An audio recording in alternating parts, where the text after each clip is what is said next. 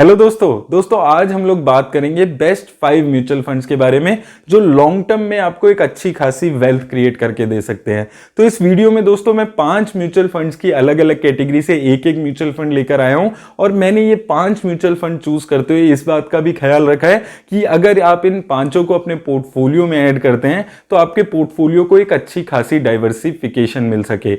ये mutual funds दोस्तों long term के लिए अच्छे हैं। लॉन्ग टर्म में अगर आप एसआईपी कराना चाहते हैं तो भी अच्छे हैं, और अगर आप लॉन्ग टर्म के हिसाब से लमसम करना चाहते हैं उसके लिए भी अच्छे हैं। लेकिन दोस्तों लमसम अगर आप कभी भी किसी भी म्यूचुअल फंड में करते हैं तो म्यूचुअल फंड के साथ साथ मार्केट को टाइम करना भी बहुत ज्यादा जरूरी होता है, और इस बारे में मैं अपने चैनल पे कोशिश करता हूं आपको लगातार गाइड कर सकूं।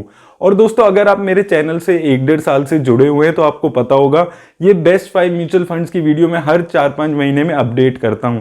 तो 1.5 साल में ये 5 म्यूचुअल फंड्स में से सिर्फ एक म्यूचुअल फंड इस वीडियो में चेंज होगा। वो क्यों होगा वो भी हम बात करेंगे कि क्यों और किस लिए मैंने इस म्यूचुअल फंड में चेंज किया है। तो आइए दोस्तों अब हम देख लेते हैं वो कौन से 5 म्यूचुअल फंड्स हैं जो लॉन्ग टर्म में आपको अच्छी वेल्थ जनरेट करके दे सकते हैं। लेकिन आपको एक चीज याद रखनी है, ये कोई रिकमेंडेशन नहीं है, आप अपने रिस्क के हिसाब से ही किसी भी म्यूचुअल फंड में इन्वेस्ट करें। तो दोस्तों सबसे पहला फंड आ जाता है पराग पारिक फ्लेक्सी कैप फंड, और ये इस टाइम पे इन्वेस्टर्स का one of the favourite fund चल रहा है। उसका सबसे बड़ा रीजन है कि ये इंडियन इक्विटी के साथ साथ फॉरेन इक्विटी में भी अपना पैसा लगाता है। और अगर मैं इसके एसेट अंडर मैनेजमेंट की बात करता हूं 17,000 करोड़ से ज्यादा का इसका एसेट अंडर मैनेजमेंट हो चुका है। तो इसके एसेट अंडर मैनेजमेंट को देखकर काफी लोगों के मन में ये डाउट आता है कि क्या ये आगे भी ऐसा ही परफॉर्म कर पाएगा। तो दोस्तों जब कोई फंड अच्छा परफॉर्म करता है तो उसका एसेट अंडर मैनेजमेंट बढ़ना बहुत ज्यादा नॉर्मल सी चीज है। तो आपको अभी यहां पर घबराने की जरूरत नहीं है, ये आने वाले लंबे टाइम में अच्छी परफॉर्मेंस करने वाला है। एक्सपेंस रेशो की इसकी बात करें 0.83% की एक्सपेंस रेशो यहां पर चल रही है। और इसकी अगर हम सेक्टर वाइज एलोकेशन देखते हैं तो टेक्नोलॉजी, फाइनेंशियल सर्विस, ऑटोमोबाइल और एफएमसीजी सेक्टर में इसने मेजरली अपना पैसा लगाया हुआ है। मार्केट कैप एलोकेशन पे बात करें तो लार्ज कैप कंपनीज में 79% पैसा है, मिड कैप कंपनीज में 14% और स्मॉल कैप कंपनीज में सिर्फ 3% के आसपास ये पैसा अपना लगाकर चल रहा है। तो ये फंड मेजरली टेक्नोलॉजी सेक्टर में आप देख सकते हैं पैसा लगा रहा है, क्योंकि ये फॉरेन इक्विटी की जो मेन टेक्नोलॉजी सेक्टर की कंपनीज हैं उसमें भी अपना काफी सारा पैसा लगा रहा है। दोस्तों इस वीडियो में मैं बहुत ज्यादा डिटेल में इन फंड्स के बारे में बात नहीं करूंगा, डिटेल में सेपरेट वीडियो मैंने इन सभी फंड्स की बना रखी है, आप वो जाकर मेरे चैनल पे देख सकते हैं। अब दोस्तों अगर हम इसकी टॉप 10 कंपनीज पे बात करते हैं तो जैसे कि मैंने आपको बताया था ये फॉरेन इक्विटी में भी पैसा लगाता है।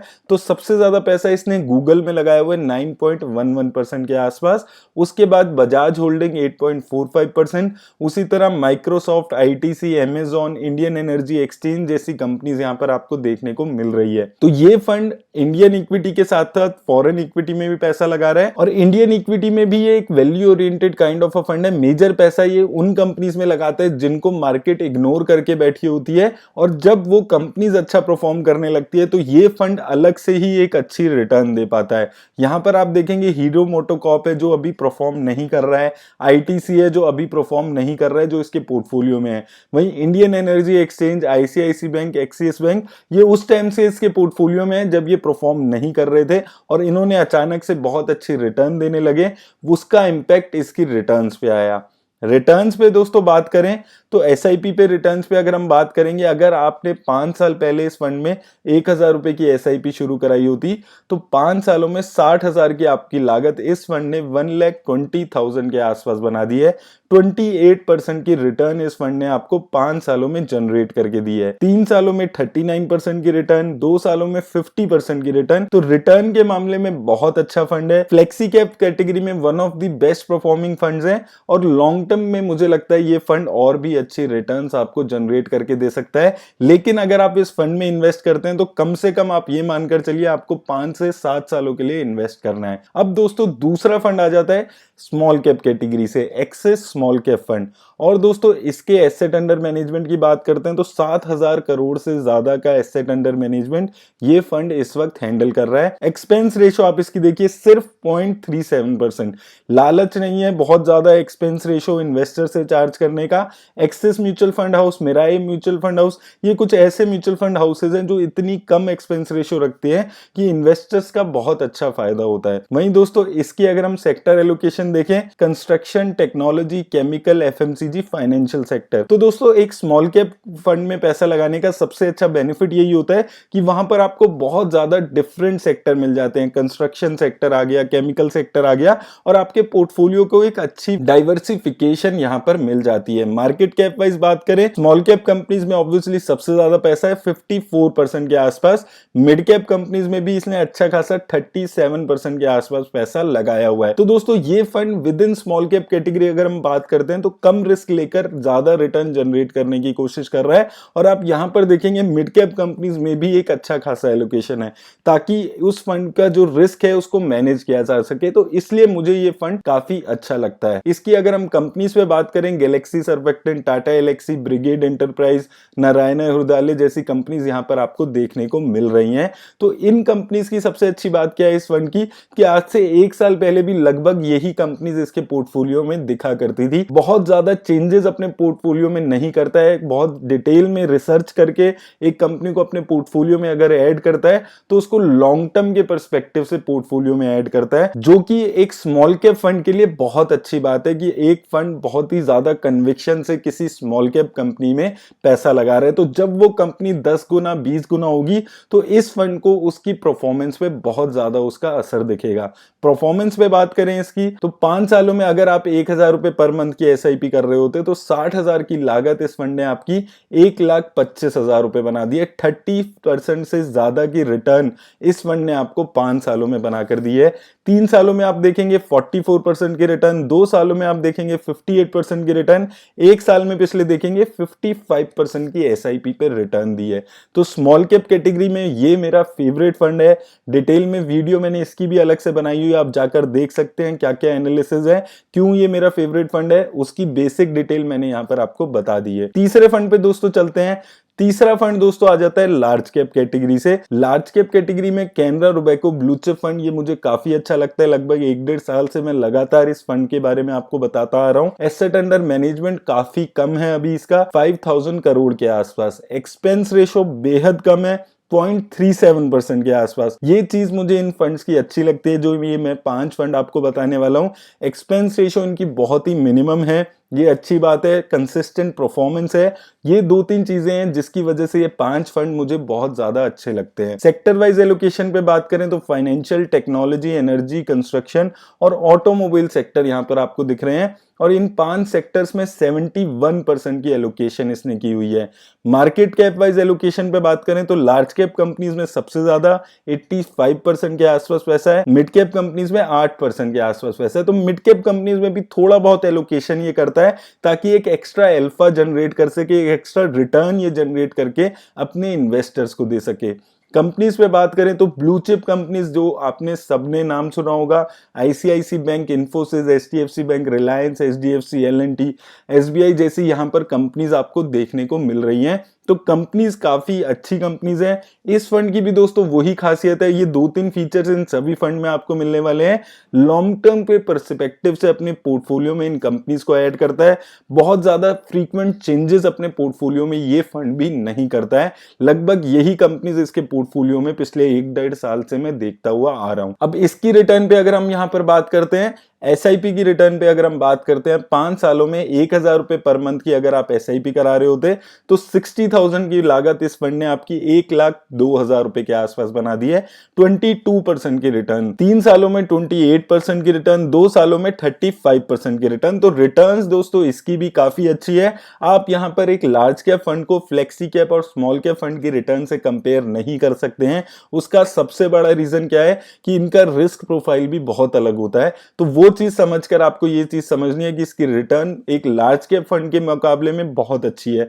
5 सालों में ये भी एक one of the best performing fund चल रहा है, और ये उन कुछ फंड्स में से है लार्ज कैप कैटेगरी के जो लगातार अपने बेंचमार्क इंडेक्स को बीट कर पा रहा है। चौथे फंड पे दोस्तों बात करते हैं तो चौथा फंड आ जाता है मिड कैप कैटेगरी से, Mirae Asset mid cap fund.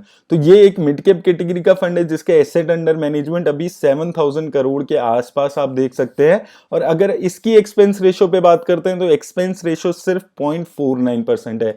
दोस्तों लास्ट टाइम जब मैंने 6 महीने पहले वीडियो बनाई थी बेस्ट म्यूचुअल फंड्स में, तो मैंने Mirae Asset mid cap fund को शामिल नहीं किया था, उसकी जगह मैंने Mirae Asset tax saver fund को ऐड किया था। लेकिन काफी सारे लोगों को ये दिक्कत थी कि उसमें 3 साल का लॉक इन पीरियड है, तो इस वीडियो में मैंने उस फंड को रिप्लेस करके Mirae Asset mid cap fund को अपने 5 फंड्स में शामिल किया है। बाकी 4 फंड्स हमारे पुरानी वीडियो वाले ही चल रहे हैं। अब दोस्तों अगर हम इसकी सेक्टर वाइज एलोकेशन पे बात करते हैं तो financial, health care, automobile, engineering और एफएमसीजी सेक्टर इसके पोर्टफोलियो में यहां पर दिख रहा है। कंपनीज पे बात करें मार्केट कैप वाइज तो लार्ज कैप कंपनीज में भी एक अच्छा खासा एलोकेशन है 28% के आसपास, मिड कैप कंपनीज में 60% से ज्यादा का एलोकेशन है और स्मॉल कैप कंपनीज में 8-9% के आसपास का एलोकेशन है। तो यहां पर एलोकेशन एक अच्छा मिक्स दिखता है large cap, mid cap, small cap का। हालांकि स्मॉल कैप में थोड़ा 9% यहां पर ज्यादा लगता है, लेकिन फिर भी एक अच्छी कॉम्बिनेशन ये तीनों टाइप की कंपनीज में बनाकर यहां पर चल रहा है। और दोस्तों यहां पर इसकी कंपनीज पे बात करें तो इसमें अगर आप देखेंगे ये कंपनीज बहुत अच्छा आपको डाइवर्सिफिकेशन पोर्टफोलियो में दे देती है। फेडरल बैंक हो गया, एक्सिस बैंक हो गया, जिंदल स्टील, एम्फेसिस, ये कंपनीज आपने जो हमने पिछले 3 फंड्स डिस्कस किए हैं वहां पर आपको नहीं मिलेगी। क्रॉम्पटन ग्रीव्स, तो काफी अच्छा डाइवर्सिफिकेशन ऐसा फंड आपको पोर्टफोलियो में दे देता है और मैक्सिमम एक कंपनी में एलोकेशन 4% के आसपास है, यानी कि अच्छा खासा डाइवर्सिफिकेशन ये अपने पोर्टफोलियो में बनाकर चल रहा है। आपने इस फंड का शायद बहुत ज्यादा नाम नहीं सुना होगा, उसका रीजन ये भी है कि ये बहुत ज्यादा पुराना फंड नहीं है, 2-3 साल पुराना ही ये फंड है, इसलिए भी शायद काफी लोगों ने इसका नाम ना सुना हो। लेकिन मिड कैप कैटेगरी में ये मुझे बहुत अच्छा फंड लगता है, मुझे लगता है लॉन्ग टर्म में ये फंड बहुत अच्छा परफॉर्म करने वाला है। और अभी भी दोस्तों अगर हम अभी की इसकी परफॉर्मेंस की बात करते हैं, अभी भी ये फंड बहुत अच्छा परफॉर्म कर रहा है। 2 सालों में अगर आप देखेंगे, अगर आपने 1000 रुपए पर मंथ से एसआईपी कराई होती तो 24,000 की आपकी लागत इस फंड ने 39,000 के आसपास बना दी है। 54% की रिटर्न इस फंड ने आपको 2 सालों में जनरेट करके दी है। 1 साल में अगर आप देखेंगे 41% की रिटर्न जनरेट की है। तो जो इसका अभी 2-3 साल का शॉर्ट टर्म पीरियड है उसमें भी इसने काफी अच्छी रिटर्न्स जनरेट की है और जो इसकी इन्वेस्टमेंट स्ट्रेटेजी है वो मुझे लगता है लॉन्ग टर्म में ये एक अच्छी रिटर्न्स जनरेट कर पाएगा। आखिरी फंड दोस्तों जो आज इस वीडियो में मैं बात करने वाला हूं वो है large and mid cap category से एक्सिस ग्रोथ अपॉर्चुनिटीज फंड। इस फंड के भी बारे में मैं काफी डिटेल में आपसे बात कर चुका हूं। एसेट अंडर मैनेजमेंट की अगर हम बात करते हैं 5,000 करोड़ के आसपास का एसेट अंडर मैनेजमेंट दिखता है। तो एसेट अंडर मैनेजमेंट बहुत ज्यादा नहीं है, उसका यही रीजन है, बहुत ज्यादा फेमस नहीं है ये फंड, सिर्फ 1.5-2 साल पुराना ही फंड है, 3 साल पुराना फंड है ये, और इसलिए इसका जो एसेट अंडर मैनेजमेंट है वो बहुत लिमिटेड है।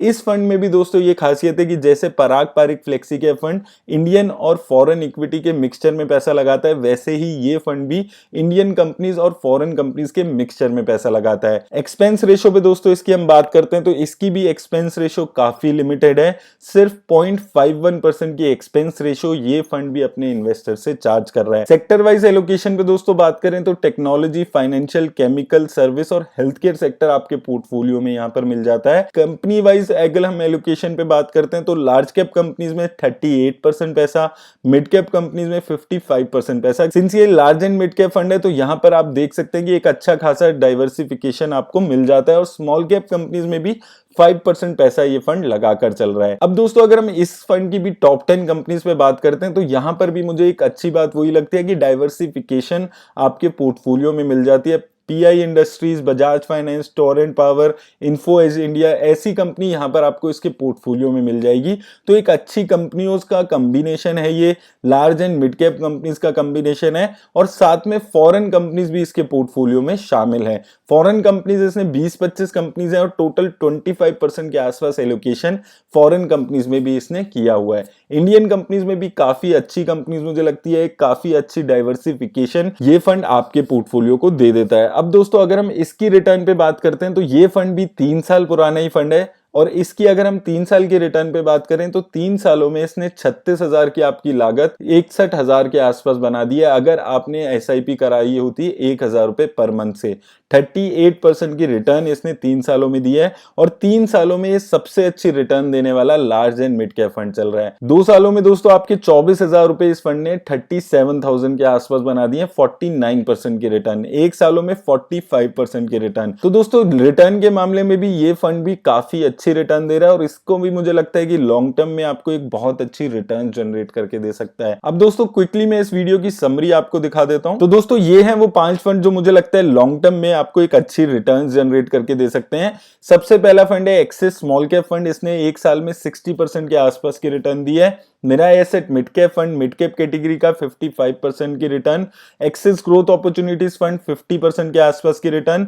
पराग पारिक फ्लेक्सी कैप फंड 48% की रिटर्न और Canara Robeco blue chip fund 33% के आसपास की रिटर्न। और दोस्तों अगर आप लोगों को भी टिकर टेप के थ्रू ऐसे ही एनालिसिस करना है तो टिकर टेप का लिंक मैंने डिस्क्रिप्शन में दे दिया है। अब दोस्तों कोई भी म्यूचुअल फंड को अगर आप अपने पोर्टफोलियो में ऐड करते हैं तो आपको उसको रेगुलरली उसके बेंचमार्क से जरूर कंपेयर करना है। अगर वो 1.5-2 साल 3 साल तक अपने बेंचमार्क को बीट नहीं कर पाता है तो आपको उस फंड से निकलना भी सही रहता है। आपके पोर्टफोलियो में कौन से फंड्स है ये मुझे कमेंट करके आप जरूर बताइएगा। और अगर आपको ये वीडियो अच्छी लगी हो इसे लाइक करें, अपने यारों दोस्तों के साथ इसको शेयर करना ना भूलें। धन्यवाद।